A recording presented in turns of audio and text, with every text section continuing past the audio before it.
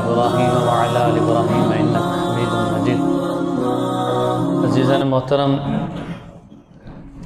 آج کے جمعۃ المبارک میں جس حوالے سے گفتگو کی جائے گی اس کا بنیادی عنوان یہ ہے کہ معاشرے میں پیغام نبوت کا احیاء۔ اس کو آسان لفظوں میں یوں کہہ سکتے ہیں کہ ہمارے معاشرے میں رسول اللہ صلی اللہ علیہ وسلم کی نبوت سے جو ہمیں پیغام ملتا ہے اور جو سبق ملتی ہیں اور جو تعلیمات ملتی ہیں، ان تعلیمات کو عملی طور پہ کیسے اس امت مسلمہ کے اندر زندہ کیا جائے، اس کو کہتے ہیں پیغام نبوت کا احیاء۔ قرآن پاک کی یہ جو آیت پڑھی ہے اس کا ترجمہ یہ ہے لقد من اللہ علی المؤمنین، کہ بے شک اللہ تعالیٰ نے مومنین پر احسان کیا، اذ بعث فیہم رسولا من انفسہم، کہ انہی میں سے ایک رسول بنا کر بھیجا، یتلو علیہم آیاتہ، جو اللہ کی آیات کی تلاوت کرتے ہیں، ویزکیہم، اور ان کا تزکیہ نفس کرتے ہیں، ویعلمہم الکتاب والحکمہ، کتاب اور حکمت کی باتیں ان کو سکھاتے ہیں۔ عزیزان محترم، سب سے پہلے بات یہ سمجھیے کہ آپ صلی اللہ علیہ وسلم اور اس سے پہلے جتنے بھی انبیاء علیہ السلام اپنی قوموں پر آئے ہیں، ان کا بنیادی مقصد اپنی قوم کو یا اپنی امت کو نبوت کا پیغام پہنچانا نہیں ہے صرف، بلکہ نبوت کے پیغام کو عملی طور پہ ان کو کر کے دکھانا مقصود تھا۔ اگر ہم قرآن و حدیث کا مطالعہ کریں تو ہمیں سب سے پہلی بات یہ ملتی ہے کہ جتنے بھی انبیاء علیہ السلام نے اپنی قوموں پر محنت کی ہے تو صرف زبانی بات نہیں کہی، سب سے پہلے اپنا آپ ان کے سامنے پیش کیا کہ اگر تم نمونہ چاہتے ہو کہ کس طریقے سے تم اللہ کو راضی کرو تو تم ہمارے جیسے ہو جاؤ۔ چنانچہ اگر رسول اللہ صلی اللہ علیہ وسلم کی زندگی کا بھی ہم مقصد دیکھیں، جس کو آمد رسول کا مقصد کہا جاتا ہے، تو آپ صلی اللہ علیہ وسلم نے اپنی مکہ کی ابتدائی زندگی میں ایسی اپنے آپ کو مثال بنا کر امت کے سامنے پیش کی کہ لوگ جو غیر مسلم تھے وہ بھی آپ کو صادق اور امین کہنے پر مجبور ہو جاتے تھے۔ یہاں تک کہ جب کسی کے سامنے کوئی بات آتی کہ تم یہ دعویٰ کرتے ہو کہ تم فلانے کو نبی مانتے ہو، یہ بات ہے کہ وہ صادق اور امین ضرور ہے اور خدمت گزار ہے۔ کتابوں میں آتا ہے کہ ایک بوڑھی عورت تھی، اس کو کسی نے بتایا کہ ایسے ایسے ایک نبی ہے، وہ دعویٰ کرتا ہے کہ میں اللہ کا رسول ہوں۔ یہ جو بوڑھی عورت ہے یہ لوگوں میں ملاقاتیں کرتی تھی اور لوگوں کو کہتی تھی کہ تم کبھی اس کی باتوں میں نہ آنا، ہم جو اپنے آباء و اجداد کے دین کی پیروی کرتے ہیں وہ تمہیں اس سے روکتا ہے۔ چنانچہ ایک مرتبہ وہی بوڑھی عورت ایک گٹھی اٹھا کر جا رہی تھی تو ایک اللہ کے بندے نے اس کو دیکھا کہ وہ اتنا وزن اٹھا کر جا رہی ہے، تو وہ قریب گئے اور ان سے کہا کہ بڑھیا تو اتنا وزن اٹھائے لے کر جا رہی ہے، تو ایسا کر اپنا سامان مجھے دے دے، میں تجھے منزل مقصود تک پہنچا دیتا ہوں۔ اب وہ بوڑھی عورت نے وہ سامان اس اللہ کے بندے کے حوالے کر دیا۔ اب وہ اٹھاتے جا رہے ہیں اور راستے میں وہ بڑھیا کیا بات کر رہی ہے کہ اللہ کے بندے میں تجھے ایک نصیحت کرتی ہوں کیونکہ تو نے میری اتنی بڑی خدمت کی ہے۔ وہ نصیحت یہ ہے کہ ایک لوگوں میں ایک بندہ ہے جس کا نام محمد ہے، وہ یہ دعویٰ کرتا ہے صلی اللہ علیہ وسلم کہ میں اللہ کا رسول ہوں، کہ تو اس کی باتوں میں نہ آئی بیٹا، تجھے میں نصیحت کرتا ہوں، تو اس کی باتوں میں نہ آ جائیں۔ اب یہ چلتے رہے، وہ بوڑھی جہاں کہتی رہی یہ اللہ کا بندہ جاتا رہا۔ راستے میں اس کا ذہن سازی ہوتی جا رہی ہے کہ تم اس کی باتوں میں نہ آنا، تم جو کر رہے ہو وہ کرتے رہو، یہاں تک کہ جب منزل مقصود تک پہنچ گئے، جب رک گئے اور وہ جانے لگے تو وہ بوڑھی عورت نے کہا کہ بیٹا تو یہ تو بتا کہ کیا تو اس شخص کو جانتا ہے، کیا تیری کبھی ملاقات ہوئی ہے؟ تو وہ آگے سے کہنے لگے میں ہی محمد الرسول اللہ صلی اللہ علیہ وسلم۔ میں ہی وہ رسول ہوں جس کے بارے میں آپ باتیں سنتی آ رہی ہیں اور راستے میں مجھے بتایا۔ خیر وہ اتنی متاثر ہوئی، کتابوں میں آتا ہے کہ وہ اسی وقت کلمہ پڑھ کے رسول اللہ صلی اللہ علیہ وسلم پر ایمان لے آئی۔ تو اس قدر دو جہاں کا سردار ہو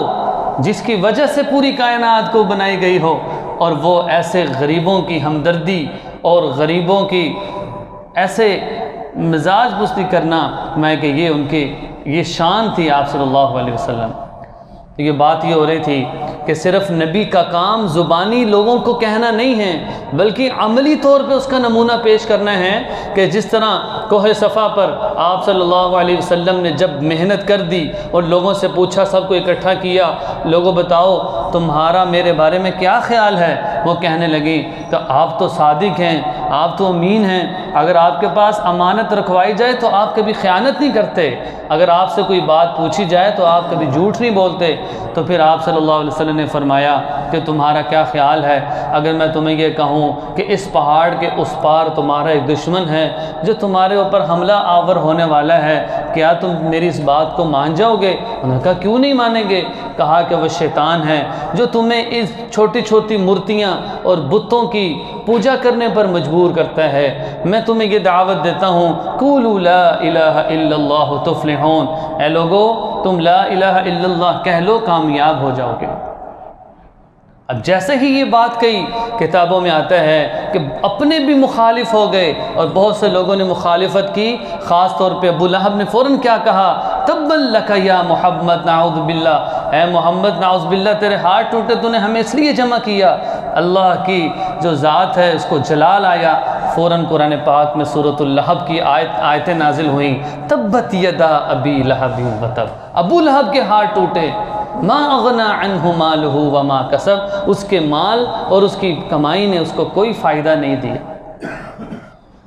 تو عزیزان محترم، یہ آپ صلی اللہ علیہ وسلم کی بعثت ہے کہ جو امت کے لیے ایک نمونہ ہے کہ اللہ رب العزت نے یہ جو قرآن پاک کی آیت میں نے پڑھی، لقد من اللہ علی المؤمنین، اللہ نے مومنین پر احسان کیا، اور احسان کیا ہے کہ حضرت عیسیٰ علیہ السلام کے بعد 500 سال تک، بعضوں نے 507 سال تک لکھا کہ کوئی نبی نہیں آیا تھا۔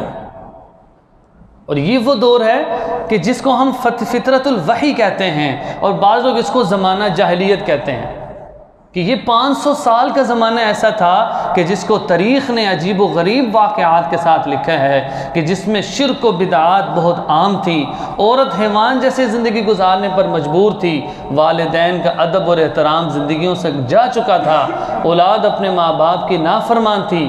اور عورتوں کو زندہ دفن کر دیا جاتا تھا، اور مردوں کو سعادت سمجھ کے اپنے پاس رکھ لیا جاتا تھا۔ یہاں تک کہ کتابوں میں آتا ہے کہ جب دو شخصوں کی آپس میں لڑائی ہو جاتی تو وہ کئی سالوں تک آپس میں جاری رہتی، اور ایک دوسرے کا قتل نہایت عام تھا،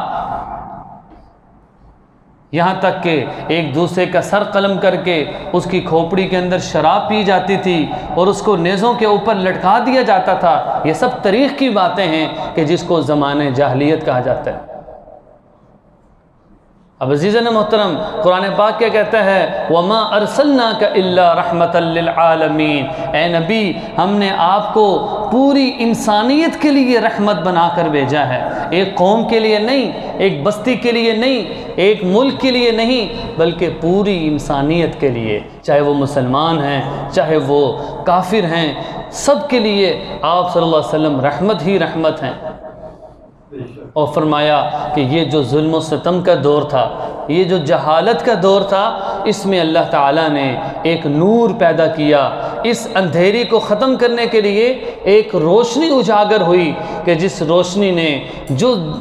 اندھیریاں تھیں اور ظلم و بدعات تھیں، آپ صلی اللہ علیہ وسلم نے ایسے معاشرے میں جنم لیا، اور آپ صلی اللہ علیہ وسلم نے ان پر محنت کی، اور سب سے پہلے عملی طور پہ کر کے دکھایا،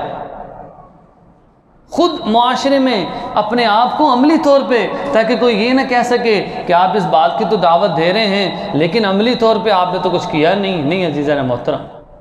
اس لیے جب ہم آمد رسول کی بات کرتے ہیں تو یہ پوری ایک تاریخ ہمارے سامنے ہے کہ جس میں آپ صلی اللہ علیہ وسلم کی زندگی اور آپ صلی اللہ علیہ وسلم کی سیرت یہ بہت اہمیت رکھتی ہے۔ کہ ہم اس کا مطالعہ کریں کہ آپ صلی اللہ علیہ وسلم کی زندگی کیا ہے۔ جب ہم پڑھیں گے تو ہمارے اندر مزید آپ صلی اللہ علیہ وسلم کی محبت بھی پیدا ہوگی اور پھر سنت پر عمل کا جذبہ پیدا ہوگا۔ لیکن جب سیرت سے واقف نہیں ہیں، جب کسی چیز کے بارے میں علم بھی نہیں ہے، تو عزیزان محترم عمل کرنا آسان نہیں رہتا۔ لہٰذا آپ صلی اللہ علیہ وسلم کی جو آمد تھی، آپ صلی اللہ علیہ وسلم نے جتنی بھی سختیاں تھیں اور جتنی بھی بدحالیاں تھیں ان کو دور کر کے ایک دین فطرت، ہم کہتے ہیں نا کہ ہمارا دین اسلام دین فطرت ہے۔ اب دین فطرت کس کو کہتے ہیں؟ کہ آپ کی طبیعت وہ بن جائے کہ جس کے لیے عمل کرنا مشکل بھی نہیں ہے۔ 5 نمازیں ہیں، روزہ ہے، زکوٰۃ ہے، یہ خود اپنا تحفظ ہے۔ یعنی اگر کوئی عبادت کرتا ہے، شریعت پر عمل کرتا ہے تو وہ اس کا اپنا تحفظ ہے۔ تو اس لیے آپ صلی اللہ علیہ وسلم کی بہت ساری روایات ہیں کہ جن پہ آپ صلی اللہ علیہ وسلم نے دین کو آسان کر کے پیش کیا، نہ یہ کہ مشکل بنا دیا۔ جیسے فرمایا ان الدین یسر، کہ بے شک دین آسان ہے۔ آسان کس طور پہ؟ کہ مسافر ہے، سفر کی مشقت ہے، اللہ نے اس کے لیے قصر کا حکم رکھ دیا۔ مریض ہے، مسجد میں نماز نہیں پڑھ سکتا، اللہ نے کہا گھر میں نماز پڑھ لے۔ کھڑے ہو کر نہیں پڑھ سکتا، بیٹھ کر پڑھ لے۔ بوڑھا ہے، بیمار ہے، کرسی پہ بیٹھ کے پڑھ لے۔ یہ ساری رخصتیں ہیں۔ اس سے یہ پتہ چلا کہ اللہ تعالیٰ نے یہ جو فرمایا تھا کہ لا یکلف اللہ نفسا الا وسعها، کہ اللہ تعالیٰ کسی انسان کو بھی اس کی طاقت سے بڑھ کر اس چیز کا اس کو مکلف نہیں بنایا۔ کوئی چیز ایسی نہیں کہ جو میں کہہ سکوں کہ یہ اللہ نے کہا میں تو یہ کر ہی نہیں سکتا۔ نہیں، ہم کر سکتے ہیں، ہم اپنی روٹین بنا سکتے ہیں۔ اس لیے تو کہتے ہیں کہ یہ فطرت ہے۔ فطرت کہتے ہیں کہ جو چیز عادت بن جائے۔ اب جو نمازی بندہ ہے 5 وقت کی نماز پڑھتا ہے، اس کے لیے کوئی مشکل نہیں ہے، بلکہ اس کی روٹین بن جاتی ہے، عبادت بھی ساتھ ساتھ ہے، اللہ کو راضی کرنا بھی ساتھ ساتھ ہے، اور اپنے کام کاج، اپنی ملازمت، اپنا کاروبار، سب کچھ وہ ساتھ چلا سکتا ہے۔ اسی وجہ سے فرمایا تھا هو الذی بعث فی الامیین رسولا، کہ اللہ نے انہی میں سے ایک رسول امی بنا کر بھیجا، یتلو علیہم آیاتہ، کہ جو آیات کی تلاوت کرتے تھے۔ تو عزیزان محترم، اب پیغام نبوت کا احیاء کی بات ہو رہی ہے کہ آپ صلی اللہ علیہ وسلم کی یہ جو پیغامات ہیں اور آپ صلی اللہ علیہ وسلم کی جو ساری چیزیں ہیں، اس کو کیسے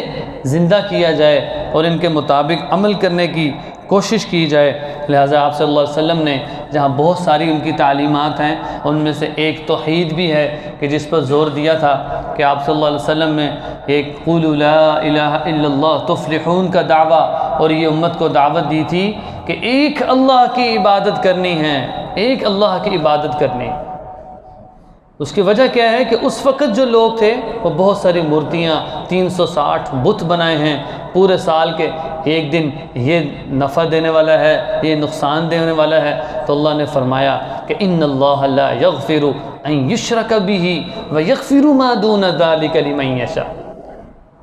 تو اللہ نے ایک اصول سمجھا دیا کہ اللہ تعالی شرک کو معاف نہیں کریں گے، اس کے علاوہ جس گناہ کو بھی چاہیں معاف کر سکتے ہیں۔ کو فرمایا کہ شرک کیا ہے کہ اللہ کی ذات میں اور اللہ کی صفات میں کسی کو شریک کرنا۔ ایک ہے اللہ کی ذات میں، وہ تو ظاہری طور پہ شرک ہے کہ کسی کو معبود بنا لیا، اور اللہ کی صفات میں شرک کیا ہے کہ جو صفت اللہ کی ہے کسی غیر کے لیے اس صفت کو ثابت کر دینا، یہ شرک ہے۔ اب ساری صفات نہیں ہیں، اب مثال کے طور پر رحیم ہے، رحیم ہم کہتے ہیں کہ یہ بڑا رحم کرنے والا ہے، اللہ بھی رحیم ہے، اور لوگوں کا نام بھی عبد الرحیم ہوتا ہے، رحیم کا بندہ، اور لوگ ویسے بھی کہہ دیتے ہیں کہ یہ بہت رحیم ہے۔ بعض صفات ایسی ہیں کہ جو اللہ اور بندے میں مشترک ہو سکتی ہیں۔ اب رحمان ہے، یہ کبھی بھی مشترک نہیں ہو سکتی، رحمان صرف اللہ کی ذات ہے، بندہ رحمان نہیں ہو سکتا۔ اسی طرح بہت ساری ایسی صفات ہیں کہ جو صرف مخصوص اللہ کے لیے ہیں، اگر ہم اس کو بندے کے لیے ثابت کر دیں تو فرمایا کہ اس کو کہتے ہیں کہ یہ صفات میں شریک ہو گئے۔ سو لہٰذا آپ صلی اللہ علیہ وسلم کی تعلیمات میں کہے ہیں کہ اللہ تعالیٰ نے آپ صلی اللہ علیہ وسلم کو بے شمار جگہ امت کو دعوت دینے کا حکم دیا، کبھی یا ایھا المزمل، کبھی یا ایھا المدثر قم فانذر، آپ کھڑے ہوئیے، لوگوں کو ڈرائیے، وربک فکبر، اور اپنے پروردگار کی تکبیر پڑھیے، اللہ رب العزت کی بڑائی کو بولیے۔ تو یہ آپ صلی اللہ علیہ وسلم کو حکم تھا۔ اب اگر ہم پیغام نبوت کی احیاء کی بات کرتے ہیں کہ آپ صلی اللہ علیہ وسلم کی نبوت سے جو پیغام ملتا ہے اس کی بنیاد کس بات پہ ہو رہی ہے؟ عملی طور پہ اس کو کیا جائے۔ دیکھیں، اگر میرا دعویٰ ہے اور میں بڑے دعوے کرتا ہوں لیکن میں عمل سے خالی ہوں اور میں پورے سال کی جگہ ایک مہینہ صرف سیرت کو بولتا ہوں یا ایک مہینہ دعویٰ کرتا ہوں محبت کا، تو وہ دعویٰ کامل نہیں ہے۔ ہمیں آپ صلی اللہ علیہ وسلم کی سیرت کا مطالعہ کر کے اس کو اپنی زندگی میں لاگو کرنا یہ ضروری ہے کہ جس طرح بہت ساری آپ صلی اللہ علیہ وسلم کی روایت ہے، من احیا سنتی فقد احبنی، جس نے میری سنت کو زندہ کیا اس نے یہ ثابت کر دیا کہ وہ مجھ سے محبت کرتا ہے۔ ومن احبنی کان معی فی الجنہ، اور فرمایا کہ جس نے مجھ سے محبت کی کل قیامت والے دن جنت میں وہ میرے ساتھ ہوگا۔ اسی طرح جب اذان دیتے ہیں تو اذان میں بھی پیغام نبوت ہے، اذان میں وحدانیت ہے، اشہد ان لا الہ الا اللہ اشہد ان محمد رسول اللہ، یہ پیغام ہے کہ اللہ ایک ہے، اس کے سوا کوئی معبود نہیں ہے، اور یہ گواہی دے رہے ہیں کہ آپ صلی اللہ علیہ وسلم اللہ کے آخری رسول ہیں، اللہ کے رسول ہیں۔ تو یہ چاہے کلمہ ہو چاہے اذان ہو، ہر جگہ آپ صلی اللہ علیہ وسلم ایک توحید اور ایک رسالت اور اس کو لازمی طور پہ یہ ایک دوسرے کے جز بنا کر ذکر کیا ہے۔ اب دیکھیں، اس میں بنیادی بات یہ سمجھیں، هو الذی بعث فی الامیین رسولا من انفسہم یتلو علیہم آیاتہ، اس میں اس آیت میں جو آپ صلی اللہ علیہ وسلم کے ذریعے سے اللہ تعالیٰ امت کو پیغام دینا چاہتے ہیں، ان میں سے سب سے پہلی چیز کیا ہے کہ تلاوت کیجئے، یتلو علیہم آیاتہ۔ اس کی وجہ کیا ہے کہ جب قرآن پاک کی تلاوت کی جاتی ہے تو ایمان بڑھ جاتا ہے۔ سورۃ الانعام میں اس کا ایک نمونہ ایک آیت ہے، انما المؤمنون الذین اذا ذکر اللہ وجلت قلوبہم۔ اللہ تعالیٰ نے مومنین کے نشانیوں کو ذکر کیا ہے کہ مومنین کی نشانی کیا ہے، انما المؤمنون الذین اذا ذکر اللہ وجلت قلوبہم، جب ان کے سامنے اللہ کا نام آئے تو ان کا دل ڈر جائے، یہ مومن کی نشانی ہے۔ پھر آگے کیا ہے، وَإِذَا تُلِيَتْ عَلَيْهِمْ آيَاتُهُ زَادَتْهُمْ ایمان، اور جب ان کے سامنے قرآن پاک کی آیات کی تلاوت کی جائیں نماز میں یا غیر نماز میں تو ان کا ایمان بڑھ جائے۔ فرمایا کہ یہ ایمان کے صحیح ہونے کی علامت ہے۔ اسی وجہ سے آپ صلی اللہ علیہ وسلم کو یہ کہا گیا تھا کہ آپ ان کے سامنے قرآن پاک کی آیات کی تلاوت کریں۔ جب آپ صلی اللہ علیہ وسلم تلاوت کرتے تو جن بھی آ کے تلاوت سنتے اور کئی ایمان لے آتے۔ تو دوسری چیز جس کا ذکر کیے ہے تزکیہ نفس ہے۔ قرآن پاک کی آیت میں اس کو واضح کیا، قد افلح من تزکا، کہ اللہ نے کامیاب ترین شخص کس کو قرار دیا کہ جو تزکیہ نفس کرتا ہے۔ تزکیہ نفس کا مطلب کیا ہے کہ جس طرح میں ظاہری طور پہ صاف ستھرا رہنے کو پسند کرتا ہوں، اگر میرے کپڑے گندے ہو جائیں، جسم گندا ہو جائے تو فوراً میں اس کو صاف کرنے کی کوشش کرتا ہوں، اسی طرح دل جب گندا ہو جائے اس کا علاج نماز ہے، ذکر ہے، تہجد ہیں، عبادات ہیں۔ کہ مومن کی شان یہ ہے کہ جس طرح وہ ظاہری طور پہ اپنے آپ کو صاف رکھنے کی کوشش کرتا ہے نا، اسی طرح باطنی طور پہ بھی اپنے آپ کو صاف رکھنے کی کوشش کرتا ہے۔ یہ مراد ہے قرآن پاک کی آیت وَيُزَكِّيهِمْ، کہ وہ اپنا تزکیہ کریں۔ اور پھر اسی طرح تیسرا کیا ہے، کتاب اور حکمت کی تعلیم دیں۔ تعلیم کیا ہے کہ اللہ کی اطاعت کی جائے اور رسول اللہ صلی اللہ علیہ وسلم کے طریقوں کو اپنے زندگی میں نافذ کیا جائے۔ میں کہ یہ اس آیت کا ایک مختصر سا مفہوم نکلتا ہے کہ جو اللہ تعالیٰ نے 2-3 مقامات پر ارشاد فرمایا، کبھی من اللہ کا جملہ ارشاد کیا کہ یہ امت پر ایک احسان عظیم ہے کہ اللہ نے پہلی امتوں کو تو نبی دیے، لیکن اس امت کو جو نبی دیا ہے وہ اپنی ذات میں بھی کامل ہے اور اپنی صفات میں بھی کامل ہیں، وہ امام الانبیاء ہے، اور پہلا کوئی نبی امام الانبیاء نہیں ہے، اور آپ صلی اللہ علیہ وسلم آخری رسول ہیں، پہلا کوئی آخری